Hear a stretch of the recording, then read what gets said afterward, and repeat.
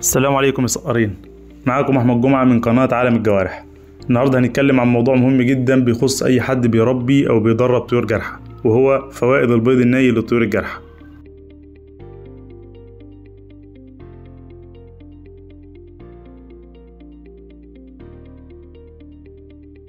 يمكن في ناس كتير ما تعرفش ان البيض مش بس غذاء للبشر، لكن له دور كبير جدا في تغذية الطيور الجارحة، سواء كان عقاب، صقر، بومة او حتى غراب.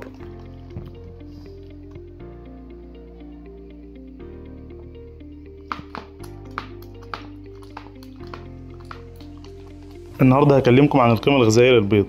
البيض مصدر ممتاز للبروتين عالي الجودة، وده بيخلي الطير يوصل له الأحماض الأمينية الكاملة اللي بتساعده في بناء عضلاته وتقوية أجنحته. كمان الصفار غني بالدهون الصحية اللي بتدي طاقة سريعة للطيور اللي بتحتاج مجهود عالي في الصيد والتدريب.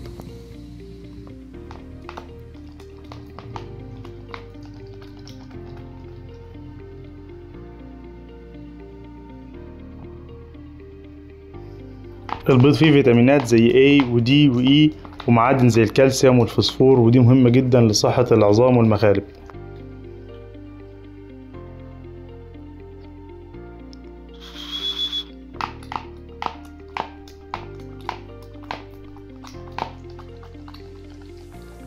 بالنسبة بقى للفوائد المباشرة على الطيور الجارحة، فرقم 1 تقوية الريش، لأن البروتينات والدهون اللي في البيض بتساعد على نمو ريش قوي ولامع. رقم 2 رفع المناعة، البيض بيدعم جهاز المناعة فبيقلل فرص الإصابة بالأمراض. رقم 3 زيادة الخصوبة، عند الطيور اللي في موسم التزاوج البيض بيساعد في رفع الخصوبة وزيادة الإنتاج. رقم 4 تحسين النشاط والطاقة، لأن الدهون والبروتين في البيض بيوفروا طاقة عالية. رقم 5 سهولة الهضم، البيض سهل الهضم مقارنة بباقي اللحوم، خصوصا للطيور الصغيرة أو الطيور المريضة أو المصابة.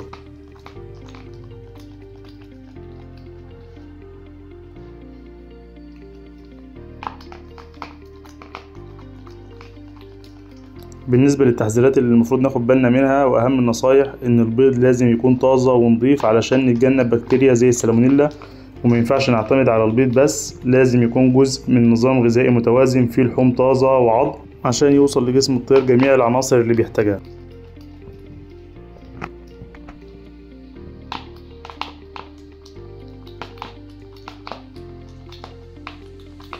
أما بالنسبة للكمية اللي هنقدمها للطير، فبيضة واحدة أو نص بيضة كفاية حسب حجم الطير، مرة أو مرتين في الأسبوع. بلاش تضيف ملح أو بهارات، لازم الطير ياكل البيض زي ما هو ني وطبيعي.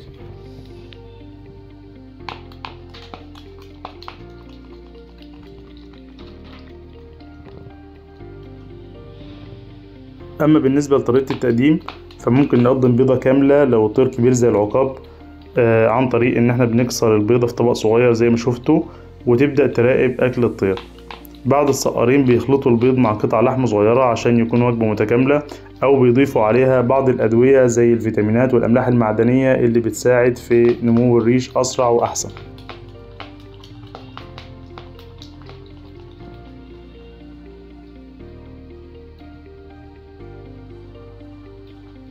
طيب امتى اقدر اقدم البيض للطير؟ البيض ممكن يتقدم للطير في مواقف محددة عشان تستفيد منه بأقصى شكل. رقم 1 أيام الراحة من التدريب أو الصيد، لو الطير مش نازل صيد أو تدريب البيض بيديله بروتين وطاقة خفيفة من غير ما يتعب في الهضم. رقم 2 وقت تغيير الريش في موسم الربطة، في فترة القلش الطير محتاج بروتين عالي لتجديد الريش والبيض هنا بيساعد جدا. رقم 3 بعد المرض أو الإصابة، البيض سهل الهضم وبيساعد الطير يستعيد صحته ويعوض العناصر اللي فقدها. رقم 4 في موسم التزاوج، البيض بيرفع خصوبة عند الطيور ويضعف صحة البيض عند الإناث. طبعا الموضوع ده مش متاح في العقبان في مصر ولا في الدول العربية، ولكن ممكن يكون بيستخدموا الخلايجة في الصقور. رقم 5 للفروخ الصغيرة بكمية قليلة، نص صفار بيضة أو بيضة مخفوقة بسيطة بتساعد الفروخ في النمو وتقوية العظام، وده بينفع في الطيور الجني عش.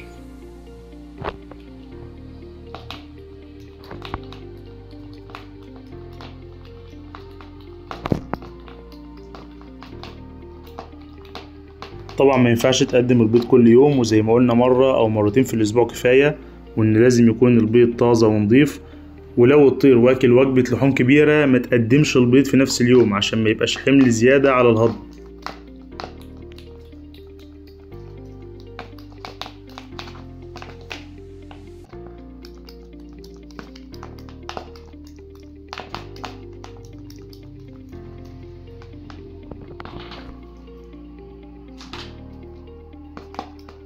وبكده نكون اتكلمنا عن كل حاجة تخص فوائد البيض الني للطيور الجارحة.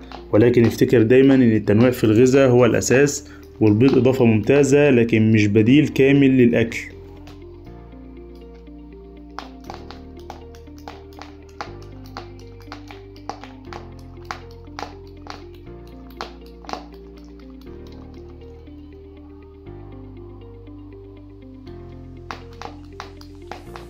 وبكده نكون وصلنا لنهاية حلقة النهاردة. لو عجبك الفيديو ما تنساش تعمل لايك وكومنت وتشترك في القناة وتفعل زر الجرس، وتكتب لي في التعليقات هل جربت تقدم البيض لطيورك قبل كده وايه كانت النتيجة.